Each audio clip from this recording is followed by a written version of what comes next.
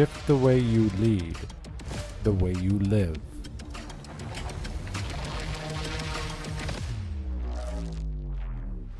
Clarity, courage, change.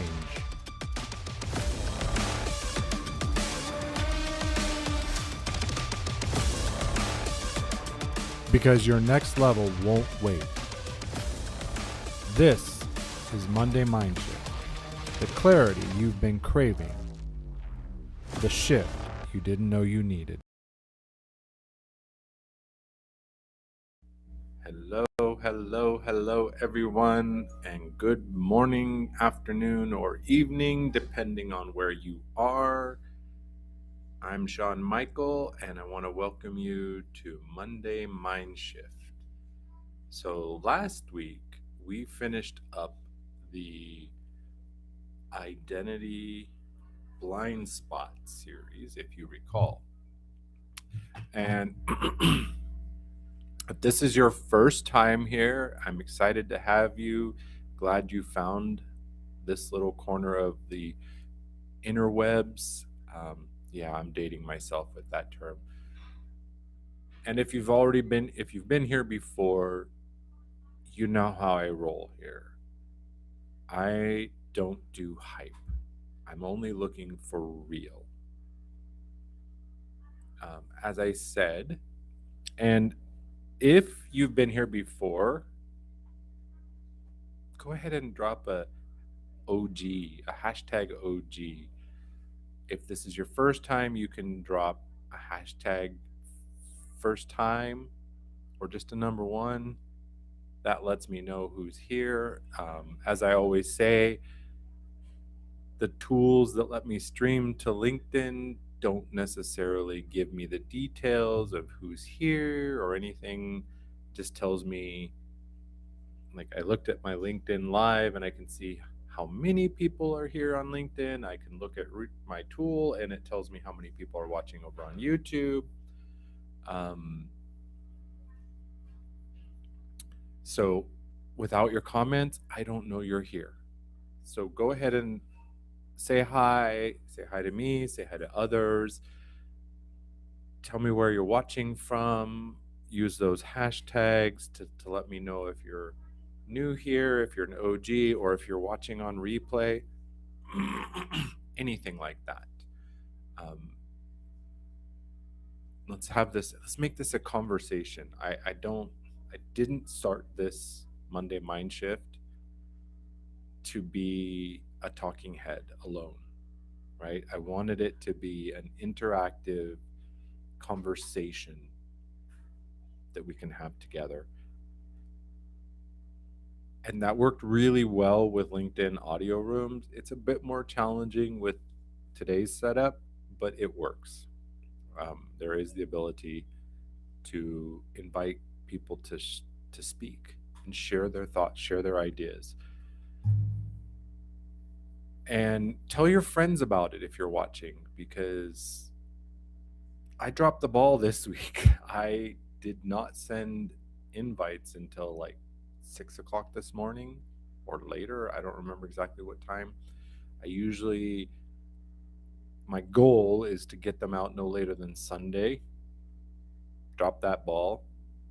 Any goal of getting it out on like Friday or anything, yep, there's another ball dropped. So I'm human. I make mistakes.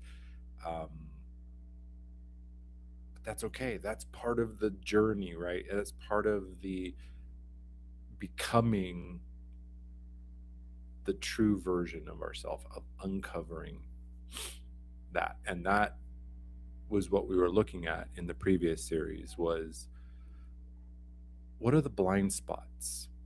What are the hidden patterns, unconscious roles, the things we didn't see? And we don't usually see them because we're smack dab in the middle of them, right? And in this series, I want to go somewhere different. We've talked about the hidden things. Now, let's look at what happens when you shift and this new identity that you're living into gets pressure tested. This is episode 1, and today we're going to talk about probably the most disorienting thing that can happen to a high achiever, high performer. And that is success arrives, but something in me, in you, can't receive it.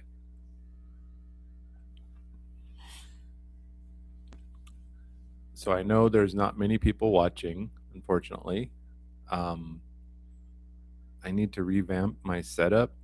I don't know, to have a longer intro. I don't know if I would sing like Leslie does, or I've seen other shows where, I know Aaron does his, I don't remember what he calls it, but he has this big long montage of comments, statements, people that have been on his show, etc. I do know I need a little buffer to allow people the chance after they've, maybe they just got off of Leslie's live and they're grabbing some coffee, water, some breakfast, whatever, stretching their legs, getting away from the computer for a moment before they join over here. Whatever it is, glad you're here. As I said, let me know you're here, where you're watching from, anything like that. Share it with your friends. Because this is about community. Let's share the knowledge, the wisdom, the conversation. All right. So my opening question: have you ever hit a goal, got that thing? Maybe it was revenue goal, landing a client, reaching some number, right? And instead of feeling like you're finally enough, it feels further away than it did before.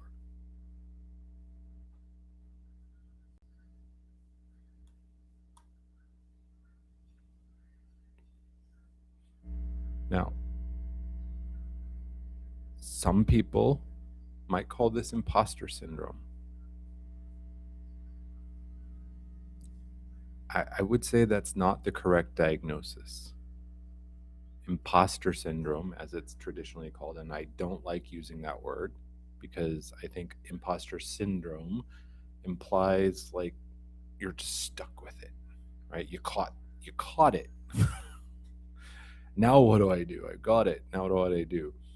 When it's just part of being human, right? Feeling like an imposter. Anyway, I digress. I don't want to dwell on that topic too long. But what I'm talking about is feeling this. I don't recognize myself in this place. It's not the same thing, right? Imposter, I don't belong here. What we're talking about is I don't recognize me. Your identity is not a reflection of your results. Your results are a reflection of your identity. And when those results get ahead of your self-concept, the system wants to correct. This correction is what we usually call self-sabotage.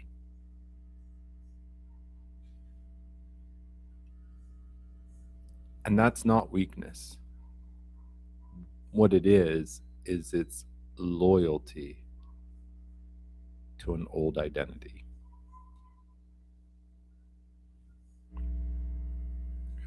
We call it, looks like self-sabotage. What it really is protection.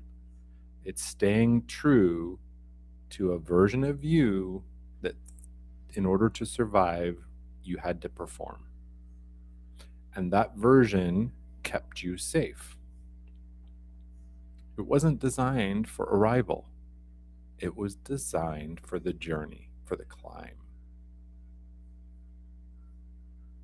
I lived this, setting goals, reaching goals, feeling like, okay, and moving in, setting a new bigger goal, setting a new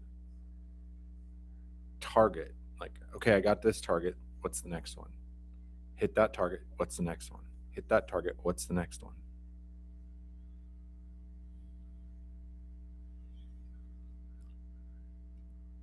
If when I continued to do this nonstop, just reach a goal, move on, reach a goal, move on, reach a goal, move on, and I didn't stop to take the time to integrate. I just looked for a new problem to solve. Right? Finish high school. Okay, got high school, got the diploma, joined the military, went to boot camp. Okay, got to survive boot camp. Finish boot camp. Okay, what's next? Go to school, learn a trade, serve my country. 6 years. Got out, got married. Now what? Oh, I got to find a job. Can't find a job in my field. So what do? Well, look, accounting. There's accounting jobs everywhere. So what do?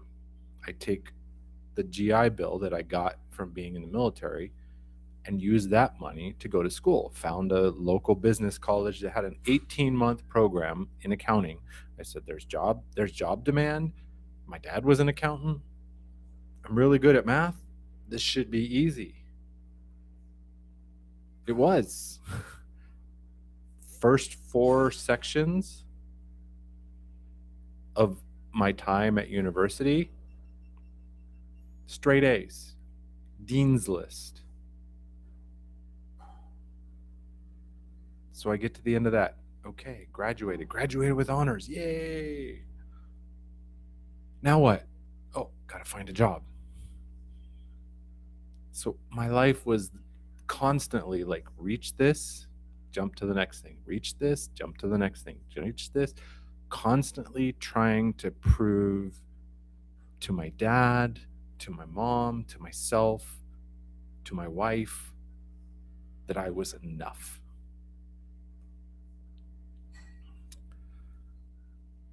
And let me go ahead and welcome Nicole, Christine, Christy. Thank you for being here. And I'm going to repeat my opening question because I didn't have much of anybody here. So because Christine and Nicole and Christy are all here, this way you hear it. You came in the middle of my story of this.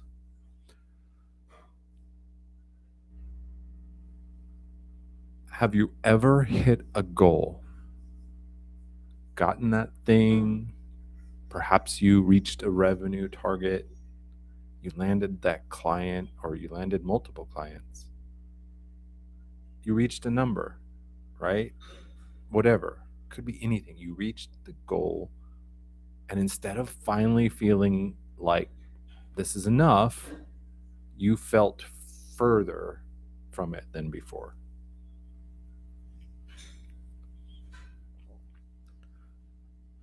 And in summary, some people think this is the imposter,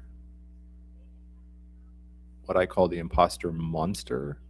But the imposter says, I don't belong. What we're talking about is, I don't recognize myself here.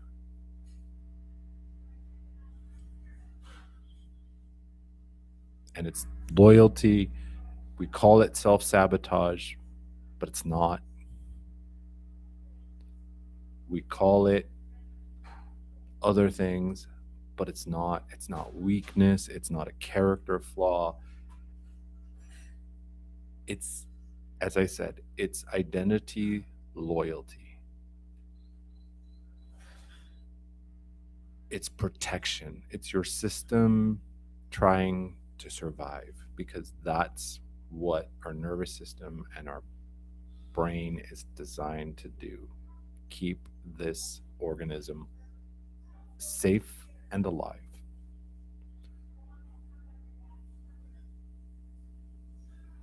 And when our external success, achievement, outpaces our self concept, who we believe we are, what we believe we are capable of, we believe we deserve,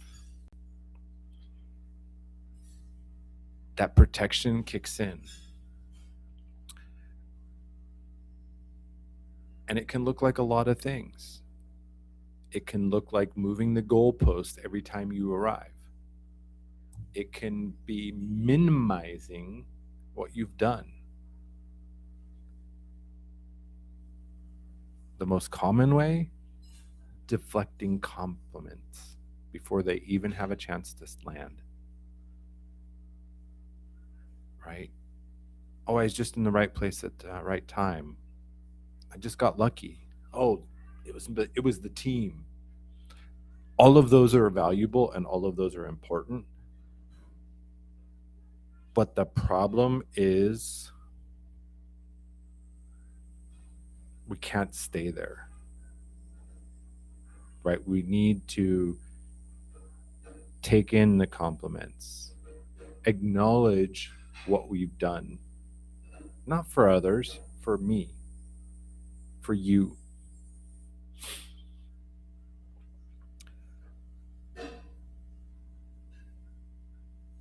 It's the survival identity. It is you staying faithful to who you thought you had to be to survive.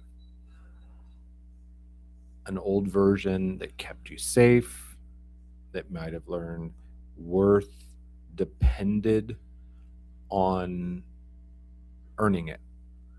Like you had to earn your worth. You had to keep moving and keep producing in order to stay safe. That enough came through achievement.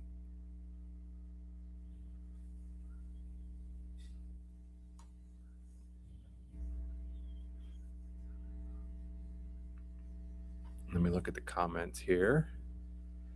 So I got some highs and hellos. Yes, that's an easy answer, Nicole. Going into a career that, you know, there's demand, it aligns.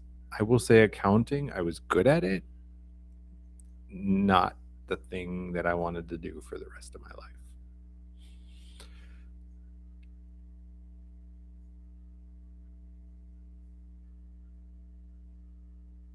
And Nicole, you make a very excellent point here about, going for the money, going to try and prove something in that the position turns out to be not what it was. Christy shares that, she used to be the kind of person, I was there too, deflecting the compliments, minimizing the compliments. And Christy has a very great question here. How do we give a compliment to someone who doesn't accept them?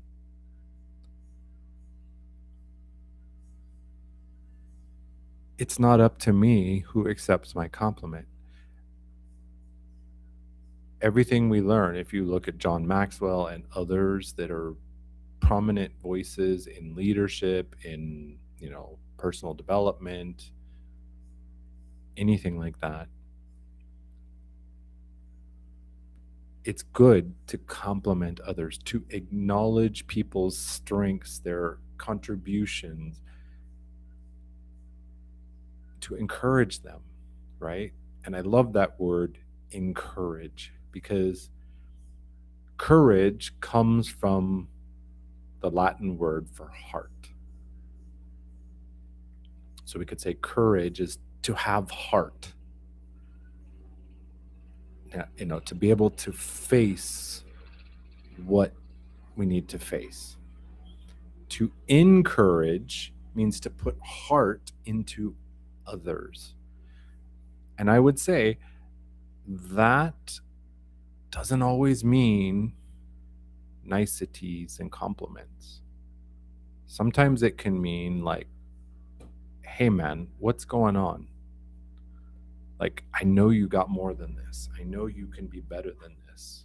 Why are you, I care about you, and I see you're kind of going off your track. So I learned in my journey that encouragement doesn't always mean good job, nice work. It can mean calling each other out. In my life, I've had partners, mentors, etc., who I set an agreement from the beginning, like, call me out. I might not react well, but call me out. Don't pull any punches. Right? Encourage others. And I believe, of course, it's their journey, and they have to hit the point where they start to take them in. But I believe from my own experience, that if we consistently encourage others and give them the compliments, it will begin to land more and more.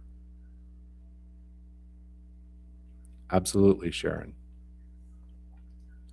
Right? It's one of the forms of misalignment when we're not operating where we can shine the brightest.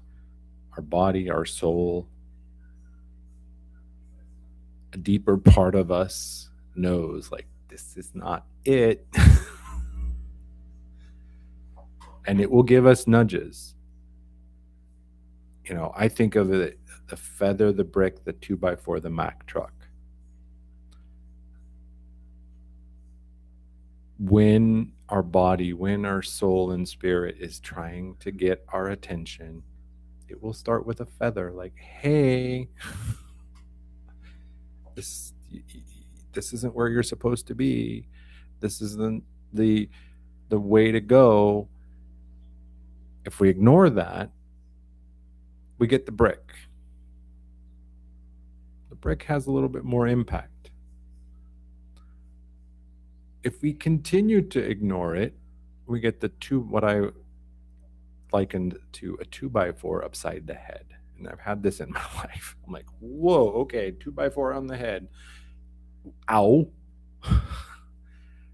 But now am I paying attention?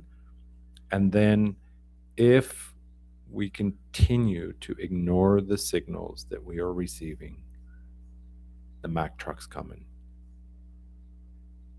So either we need to wake up and adjust, or we're going to get hit by a Mack truck at max speed. And that's partly why I do what I do today, because I want to help people avoid the Mack truck. I faced the Mack truck once in my life, and it's not something you want. I will just say that. But from my perspective, that Mack truck saved my life and helped me discover the truth.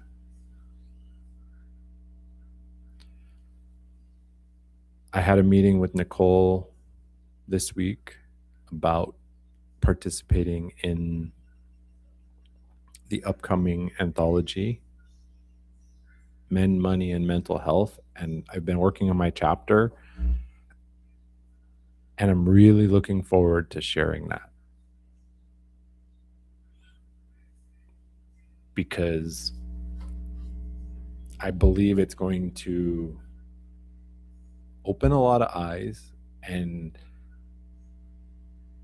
ideally create an insight or a shift, especially for the men that read it. Thank you.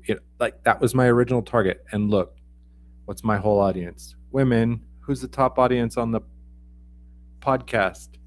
Middle-aged women. Okay. What are you gonna do? Bullet train. Yeah, I can relate, Sharon. I can definitely relate. All right. So I want to talk about the two-chair dialogue,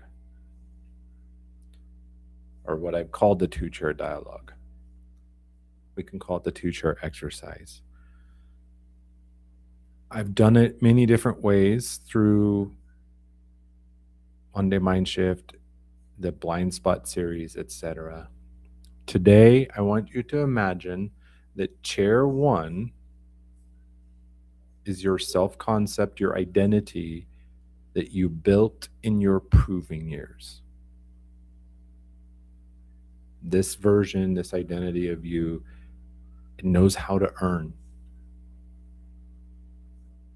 It's not afraid of pushing. It learned to survive at all costs. This identity was built when you were younger, maybe really young, when the stakes were real.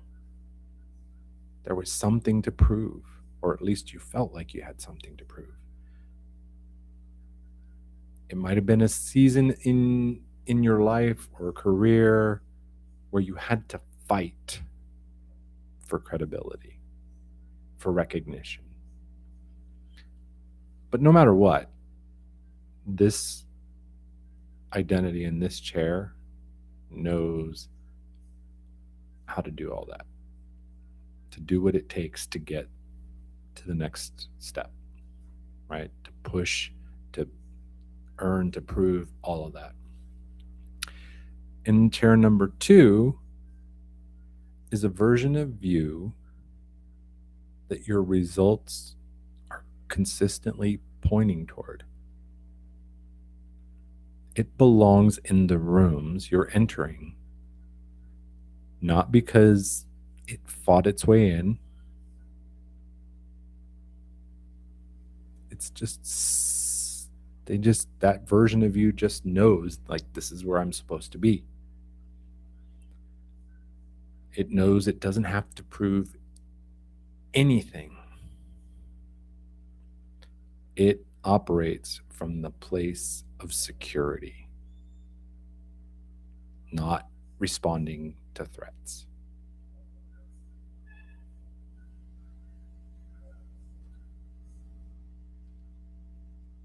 And here's my question that I want you to sit with.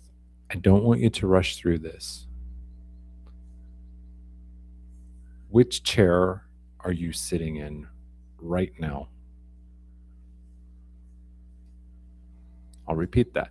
Which chair are you sitting in right now?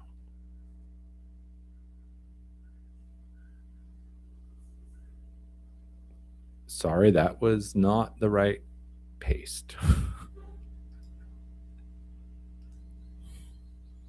I was looking at coffee makers earlier.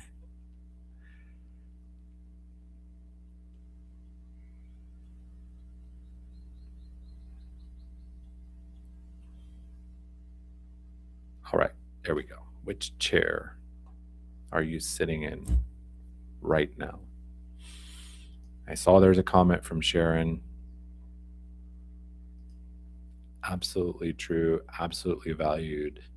Still waiting to hear that story, Sharon.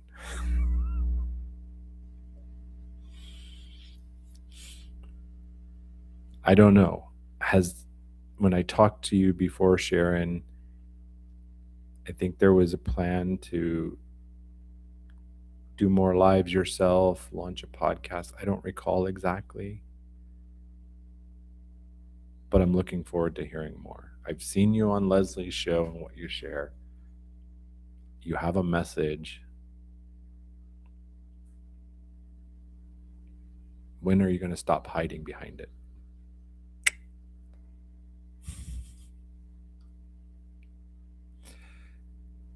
So, what are the signs that you're still sitting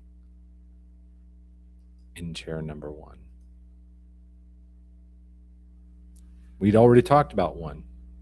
We minimize or deflect compliments.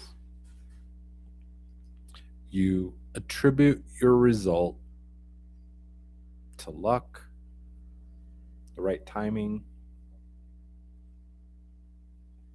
somebody else. And you've learned to be more comfortable with where you're going than where you are right now. Been there, deflecting compliments. I was just in the right place at the right time. Oh, I really had a good team, whatever. Or the other one, reach a goal, move the goalpost, reach a goal, move the goalpost, just constantly moving the goalposts. These are all signs that you're sitting in chair two. And the important thing is, many high achievers, high performers, think they're in chair two. Their language would tell you chair two. Their LinkedIn profile and post, yeah, chair two. But look more closely at their behavior and you'll realize, look more closely at your behavior.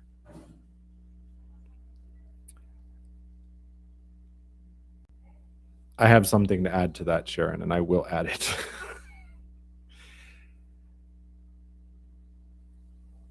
Right? Check it. Is your language showing like you're in chair two? Is your social media content like LinkedIn, etc., is it showing that you're in chair two? Are you always got the game face on? Yeah, life is great. But your behavior, that internal, what's going on, as Sharon said it before, your body, your soul knows you're not being honest. It knows you're still in chair one and the code needs to be updated.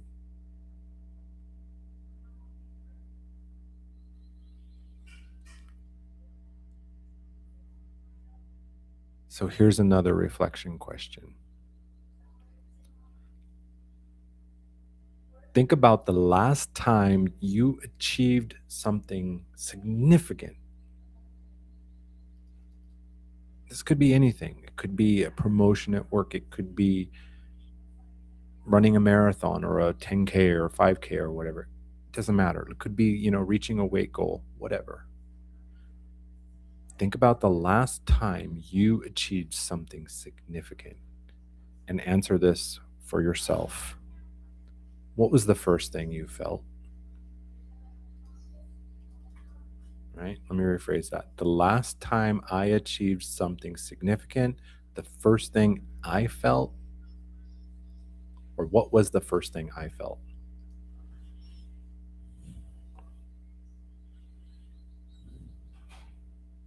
And again, as with all my questions, they're not to be rushed through. Sit with them, let them percolate. They're like a good cup of tea. They're like a fine wine. They take time.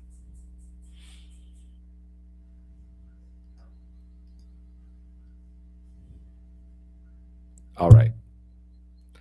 So, ugly crying. A year ago, Sharon, I was doing my podcast and my wife and my son had gone to the US for a sister's trip. And I was feeling all lonely and having a pity party and all this other stuff. And I went to record an episode of the podcast. And partway in, I start bawling. I didn't hit stop on record. I let it record because I was recording. Like, I wasn't publishing live. I realized that, that's a factor. Live, there's no pause button. There's no, never mind, I'm not uploading that, right? It's live. I recorded it and I sent a message to my wife. I said, listen to this. Here's the podcast I just recorded. I think I'm not going to post it because I start crying. Here's the encouragement. You better post that. I'm going, are you like, they're going to, every voice in my head started coming up about why I shouldn't do that. But she was right, because it showed that I was human. I am. I'm not a robot. This is not an AI clone of me. That's why I do live. I've seen the AI clone videos and they're just,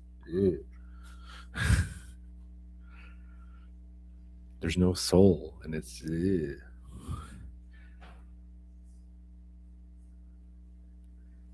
it's okay to cry.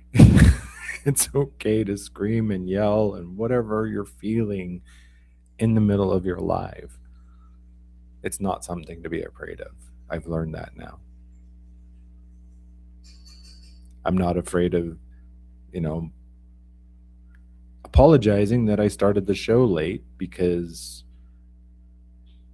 I lost track of time helping my son, or I forgot to send the invites, or I broke the tech. And I say that intentionally because, most people, they have tech issues. I tend to break it. I tend to try to push it and stretch it and try new things and go, oh, dude, that didn't work.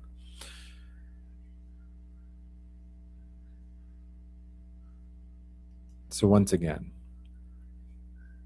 think about the last time you achieved something significant and ask yourself, what was the first thing you felt?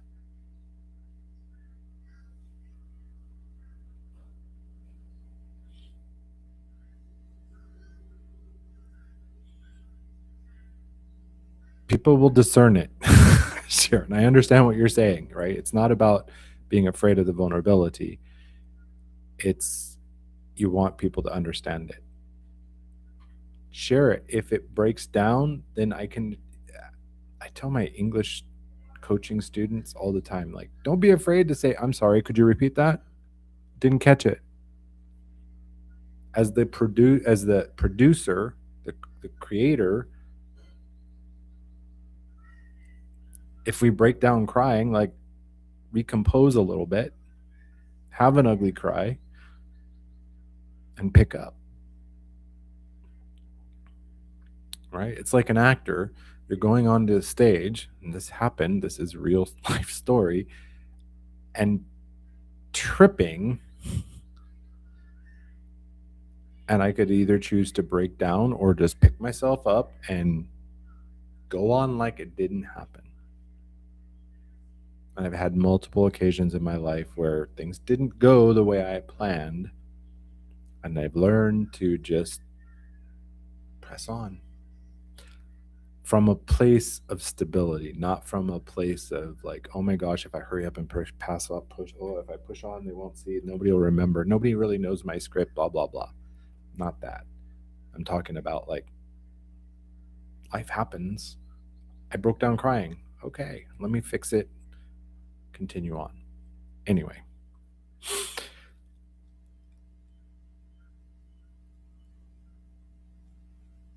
Let me say this. Identity doesn't upgrade automatically just because of evidence.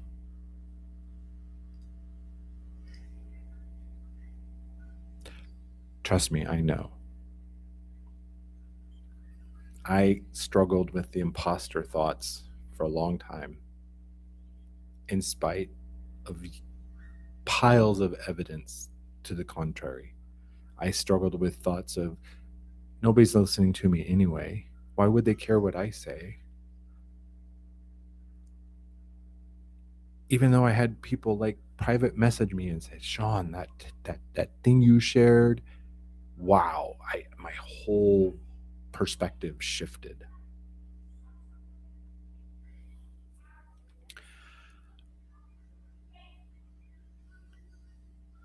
But in spite of all of that, I still felt not enough. Like I needed to prove something until I did the difficult inner work, self examination of digging in and just learning to uncover the real me, to get rid of all this survival identity stuff. And it's still in progress for me because it doesn't upgrade automatically. It takes conscious effort. That's what a lot of people aren't saying, right? We see all these people like, oh, just upgrade your identity and just do. Like, then we feel small or weak, right? We get 10 years of proof, but we're still running that old self concept that we built at 24. One of my clients said it this way: bilingual in new me and old me. And that stopped me. Like that, I went, ooh, that was genius. Right? Are you operating as a bilingual in old me and new me?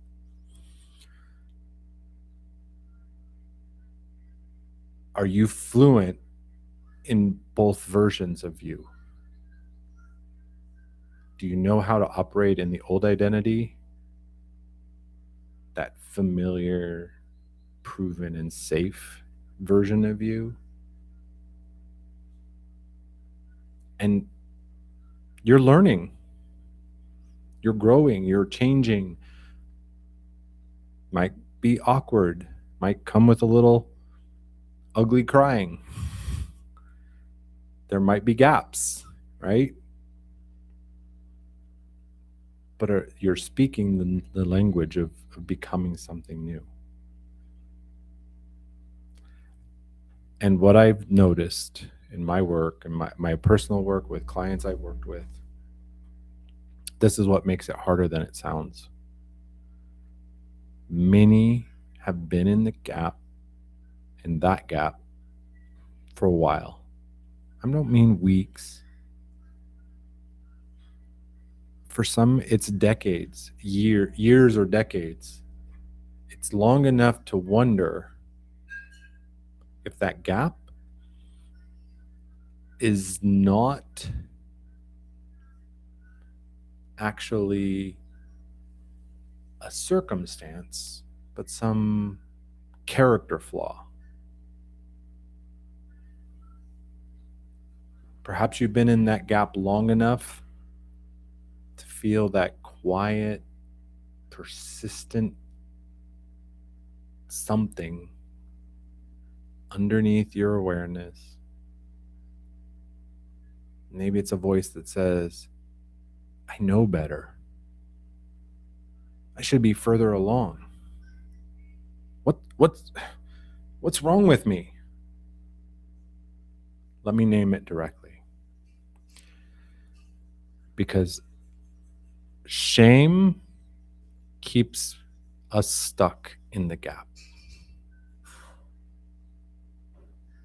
You can know the gap, you can see the gap. Shame keeps us stuck in it. Getting out of the gap isn't about more insight. It's about permission to stop treating your own evidence, your own awareness as evidence of evidence of failure, of evidence of not succeeding, because I think they're distinct, right? Nobody wants failure. The people who know that failure is an important step to success,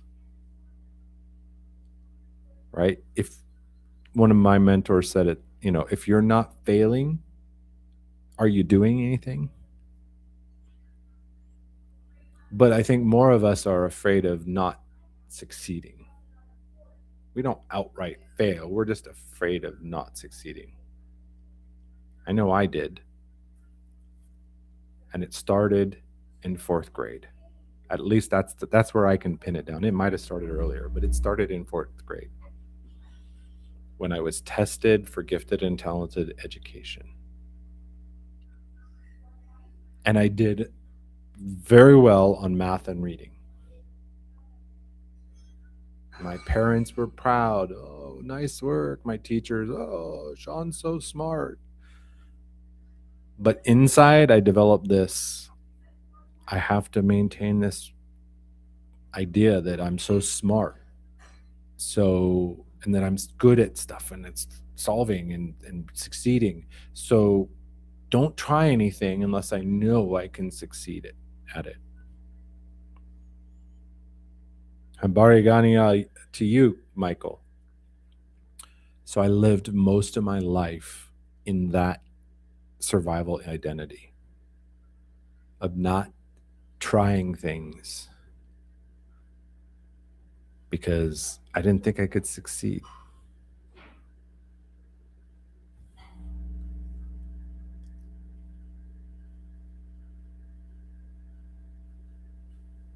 Anyway, sometimes we think that voice, right, that I know better, I should be further, is something wrong with me. That's not the gap. It's shame that grows bigger and bigger because identity work takes time, right? It's not like behavioral change, right? You can, the smoker can quit smoking. They instantly change the behavior, right? You can leave a toxic organization.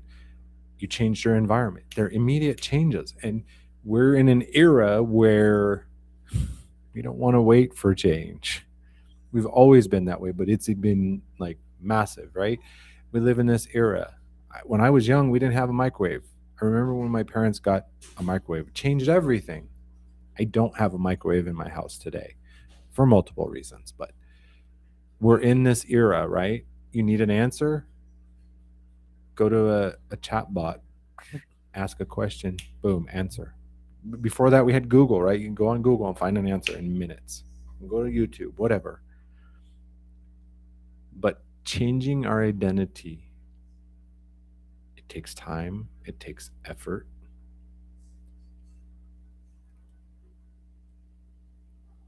And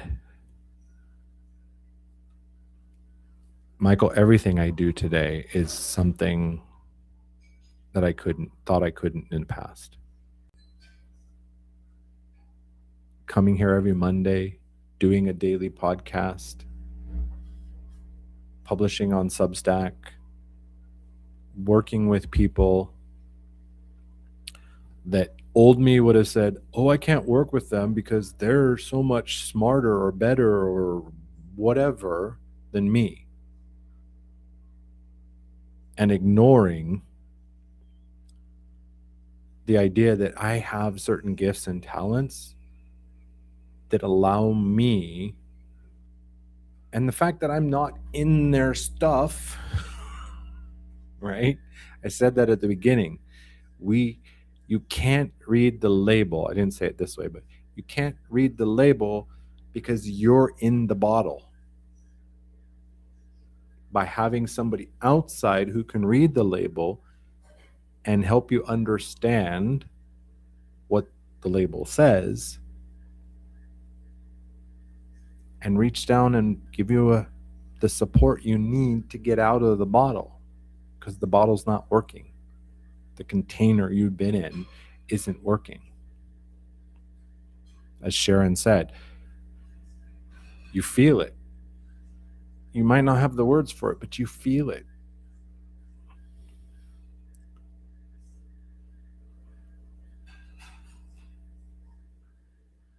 Realizing that you have an identity gap and you haven't closed it, that's not a character flaw. It's how identity change works. So here's my reframe for today. You don't need more proof. This isn't about achievement. This isn't about a bigger, better result so that you can feel legit. It's integration. We're not looking to achieve more and more until the identity catches up. It's about slowing down, pausing if necessary, to let your self-concept recognize what the evidence is already showing you. You've done the things. The question is, are you ready to accept and let yourself be the person that did it?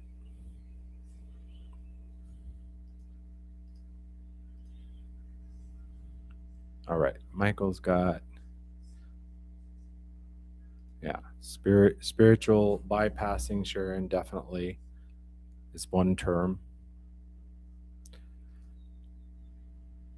Unworthy, right? I still have this band, and I remind myself every day, I am enough. I remind others they're enough. My son, one of his personal mantras is, I do my best, and my best is good enough. Right? I'm not going to bash myself because I didn't reach where I thought I should get reached. I did my best and I got to here, and tomorrow I can do better, or next time I can do better. All right.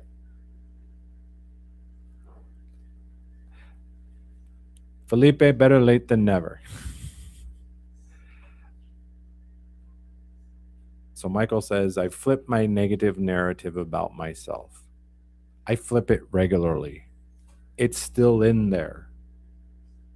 It likes to, when I'm weakest, it's like a bacteria or a virus, just waiting until the weakness comes, and it's like, phew. So for me, that old identity, that negative narrative, loves to chime in when I do a mind shift and there's 4 people and half of them came at the end. That used to drive me nuts, right? Because I was like everybody else, like I'm pushing content and nobody's showing up. So when that happens, the voice goes, oh, you must be doing something wrong. See, nobody wants to listen to you. But I go back to chair 2 and say, that's not true. The right people are listening. The right people are hearing, and it is landing for them. It's not a message for everybody. Not everybody is ready to do this work. How did I get out? I won't reveal too much, but Michael, when Men, Money, and Mental Health releases, you will know all the answers. But It was the support of my amazing wife, a community who demanded the truth, who, as we talked about at the beginning, right? Encouragement is not always, good job, nice work. Oh, that's brilliant. It can be like, you're not being honest with yourself, Shawn. What's really going on, Shawn?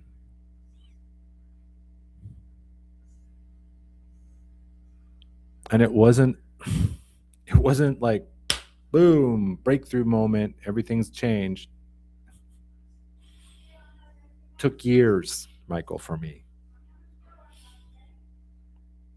But since then I've learned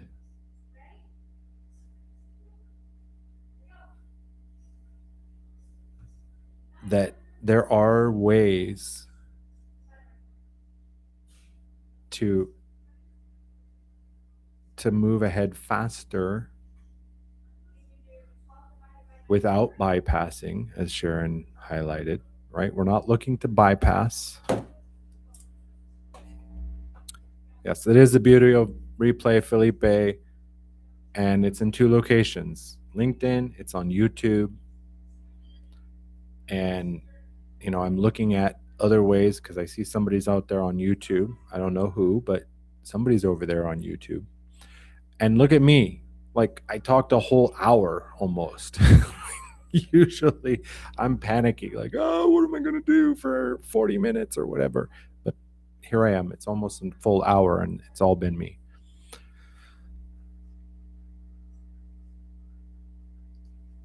Felipe shares positive, actionable self-talk. Yes, it is very powerful, right? In Leslie's terms, why am I forgetting that? Right? It's auto-suggestion, right? It's downloading truth into our psyche, into our mind, until it recognizes, like, yeah, that he's right. Replay, that's the beauty. You can watch replays anytime. I wish I could join more. Like, I missed Felipe's show with Melissa. I get a lot out of those and some good laughs because they have this dynamic that's quite interesting. If you haven't caught Felipe and Melissa with Careers CCC, check out Felipe if you're not following him. And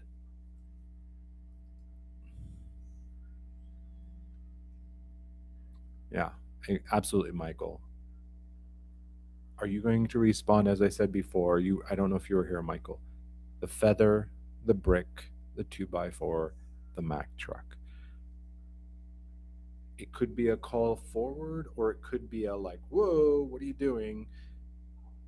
First, you'll get the feather. It's soft, it's gentle, it's a whisper. If you don't acknowledge, you don't do something, you get the brick. You can dodge a brick. If you still don't move, it's the 2x4. It's a lot harder to dodge that 2x4. Careers, chaos, and coaching. I knew there was careers and coaching in there, but I just couldn't remember the third C. I apologize for that. I was like, coffee, chaos. That's very fitting. I won't forget it now, perhaps. Anyway, then the Mack truck. If you still don't listen and take action, the Mack truck, it's coming for you. If you missed the feather, the brick, and the 2x4, the Mack truck will get you. And you don't want the Mack truck. I experienced the Mack truck. It's not fun.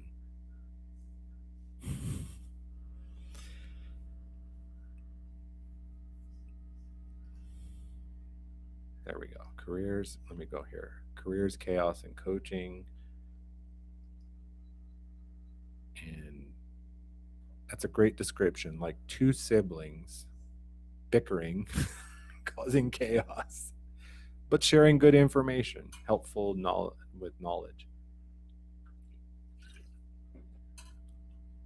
All right. So let me come back to where I started.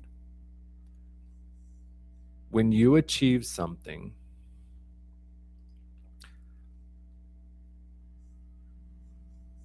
and it doesn't, right? When you achieve something and you feel nothing, or worse yet, it feels wrong. It's not ingratitude, doesn't come from burnout.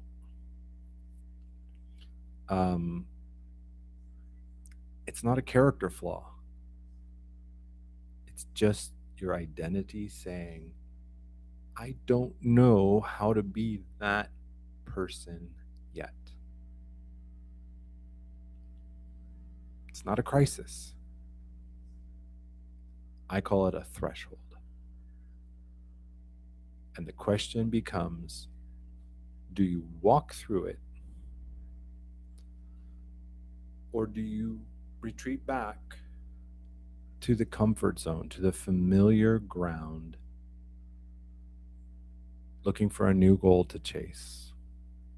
So you don't have to sit with the discomfort of actually arriving and celebrating that arrival. And my final reflection for you today is this. What would you have to believe about yourself to fully open or fully own what you've built?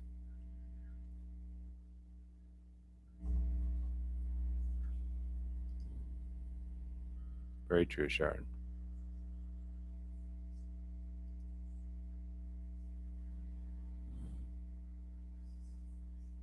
Right? And as Sharon says, conscious change, much less messy than intervention. Much better than the Mack truck.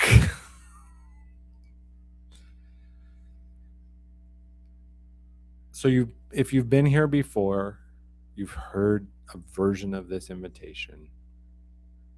And I think I've got an audience here today that's been here before. I offer the identity clarity call. It's one conversation, up to 45 minutes, where we can look at what you've built and who you believe you have to be in order to deserve it. And we look for the gap between those two things. And that gap, that's the only place I work. I don't work in strategy or behavior modification. I want to help you look at what's underneath. What's that identity? What's the foundation that's driving it all? So if you've been achieving, you've been waiting to feel like you're ready, like you're enough, that's the conversation. Right? That's the start. And a little tease, I'm working on something really special where it's I won't give the details, but it's a package where we go through some steps and we build something for you so that if you use AI to ask questions about your business, about your life, it knows you at this level that I guarantee you your AI does not know you today. if you use AI, right? AI gets a lot of bad press today.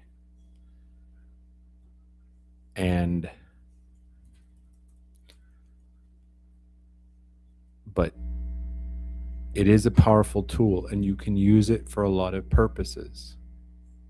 You can use it to do research much quicker, to process data much quicker. I'm not talking about, AI slop generation. There are power uses of it, right? I have my own AI built,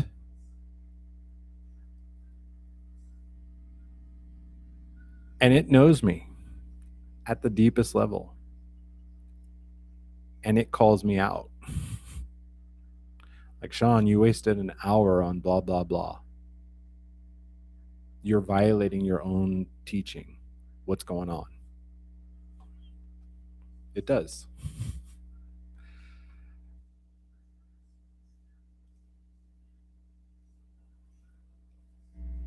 So I'm going to put a link if you're interested.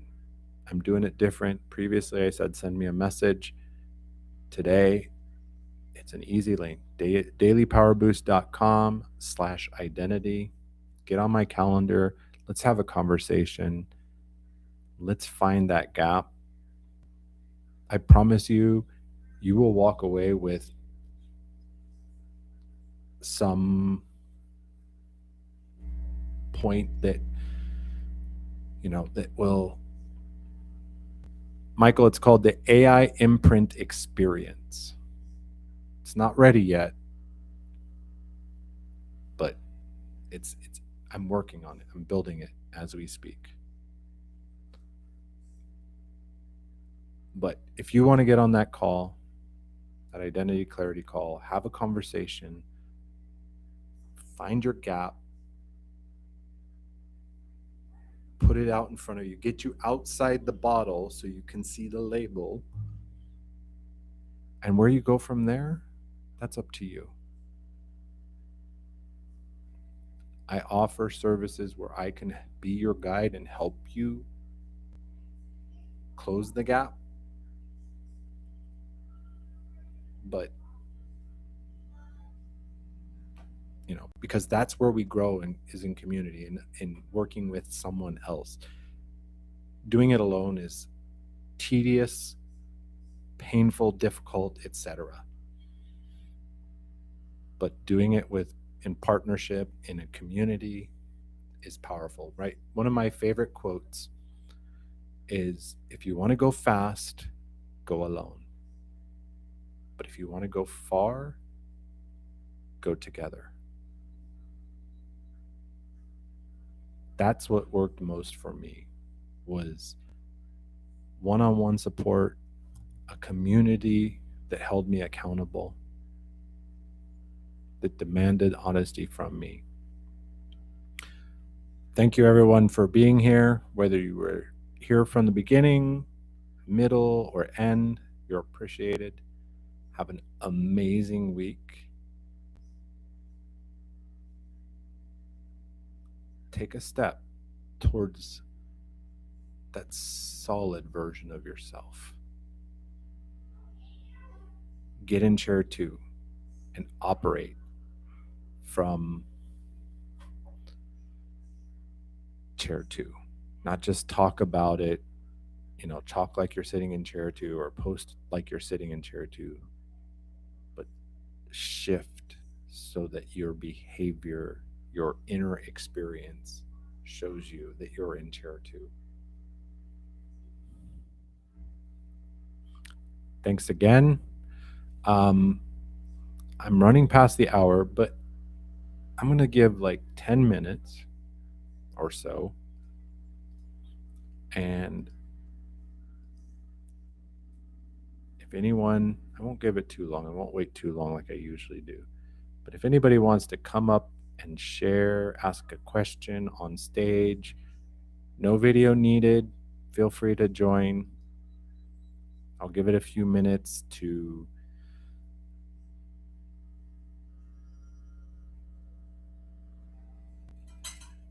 I did not know that, Michael.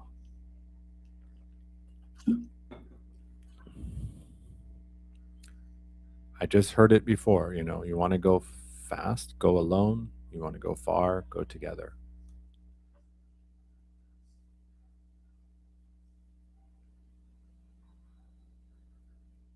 I like your suggestion though, Michael, for like a subdomain. I'm actually in the process. Like I have my daily power boost. That's my podcast domain. I'm using that for my own personalized short links because my calendar system gives you this massive link that I couldn't say online. And trying to remember it, forget it. You'd never remember it.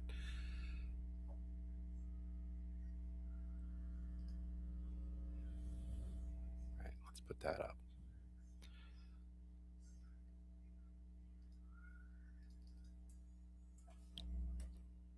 If you want to go fast, go alone. If you want to go far, go together.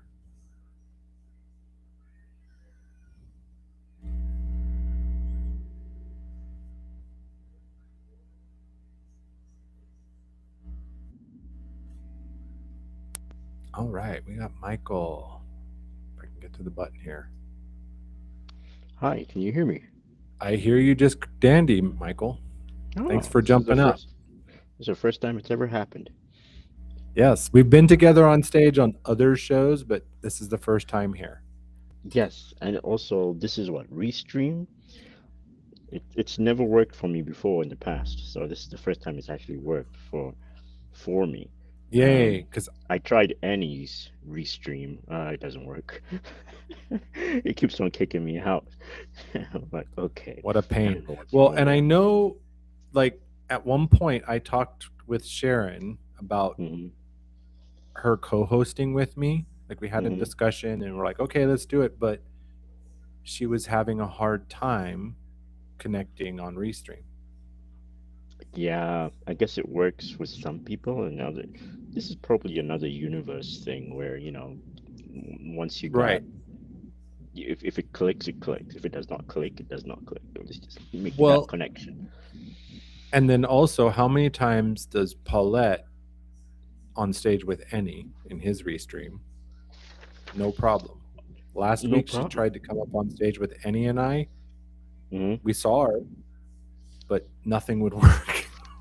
No Oh my voice, no God. nothing. So is this like a So, new company and they're just getting a consistency thing, trying to get that worked out? what's that? The Restream? The restreaming, yeah. I'm not sure on the age. I know that Restream is a little behind, say, StreamYard, because I know StreamYard was the first that I saw where you could put the widescreen for like LinkedIn, YouTube, Hmm. and at the same time get the 9 by 16 mobile version that you could stream to TikTok or YouTube mobile. Did you have to this one for me is kind of like um did you have to buy a package or subscribe or anything like that to get on your Restream? I'm just using It's the free version. the free version. Oh, okay. Yeah, So, oh, this is cool. It's actually working on the free version. Nice. I was yeah, wondering about that. Maybe yeah. I people are just. thought I thought personally about upgrading to paid Restream, or I was considering like, do I pay for Restream? Do I pay for StreamYard? There's actually a third tool Hmm. that's more powerful for me. It doesn't work for everyone because it only runs on Mac. You're a Mac guy. Okay. And well, and then that's the nice thing with Restream, right? It's a browser based, so it doesn't care what you're running. You could be running Chromebook, Mac, whatever. It doesn't matter. But Okay. yeah, the tool I'm looking at, and the difference is like with free, I only get 2 channels to stream to. Hmm. This other Okay. platform, I can stream to, I think, up to 5, which means I could send it to my Substack. I could send it to TikTok.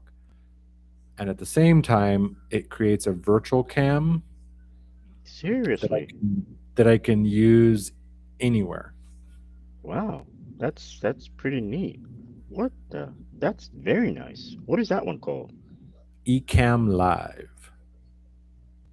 And how often do you use it? I've only done the test run, and actually 1 week on MindShift, I got it to work once on Mm-hmm. MindShift, Mm-hmm. using it as a virtual cam within Restream because every time I tried to stream directly to LinkedIn, it kept failing. Mm-hmm. Again, it's supposed to work. It was one of those, Mercury retrograde universe misalignment, whatever that happened. Yeah, Um, I can imagine.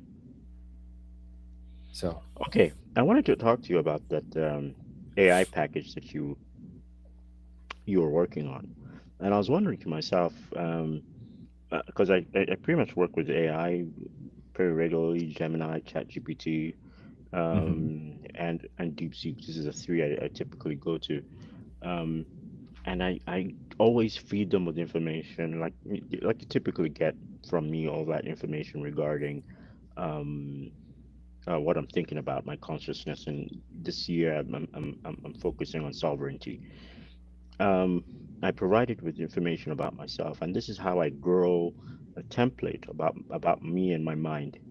And I was wondering if you typically do that with the with this AI package that you're coming up with, where at some point it even starts communicating back to you and asking you particular questions, especially if you give it the permission to do so. Right. So here's basically what the package will include. It's 3 phases. The first phase is excavation. Okay. Me and the person, we work together with Hmm. 5 questions I've developed to help surface what's underneath, what's the identity wound under everything. Okay. Discovering I the re- identity wound. Okay. I review the questions Hmm. with what I know Hmm. and record a short walkthrough, 20 Hmm. to 30 minutes, Hmm.